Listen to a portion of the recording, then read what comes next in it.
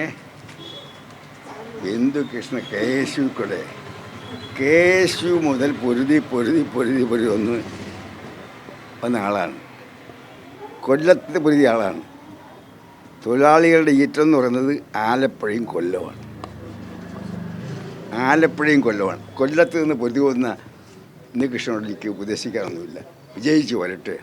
പിന്നെ വേറൊരു കാര്യം, കേന്ദ്ര ഗവൺമെൻറ് പുതിയ ലേബർ കോഡിന് ശേഷം ഇന്ന് ഇന്ത്യ ഒട്ടാകെ തൊഴിലാളികൾ അടിമകളായി മാറിക്കൊണ്ടിരിക്കുകയാണ്. അടിച്ചമർത്തപ്പെട്ട തൊഴിലാളികൾ ഇന്ത്യ ഒറ്റയ്ക്ക് രാഷ്ട്രീയം മറന്ന് മറ്റ് ഭിന്നതകൾ മറന്ന് ഇന്ന് രംഗത്തേക്ക് അതിന് തുടക്കമാണ് ഡൽഹിയിൽ കണ്ടത്. തുടക്കം ഇന്ന് എല്ലാ സ്റ്റേറ്റിലേക്ക് മാറിയിരിക്കുകയാണ്. യു പിയിലും ഡൽഹിയിലും മറ്റ് സംസ്ഥാനങ്ങളിലേക്ക് പടർന്നു ബാധിക്കുകയാണ്. അപ്പോൾ ലേബർ കോഡ് മൂലം ഇന്ന് അവകാശങ്ങൾ നഷ്ടപ്പെട്ട എത്ര കേരളത്തിൽ ആ സ്ഥിതിയില്ല. മറ്റ് പല സംസ്ഥാനങ്ങളിൽ ഇന്ന് 8, 10, 12 മണിക്കൂർ ജോലി ചെയ്താലും കിട്ടുന്ന തുച്ഛമായ ശമ്പളമാണ്.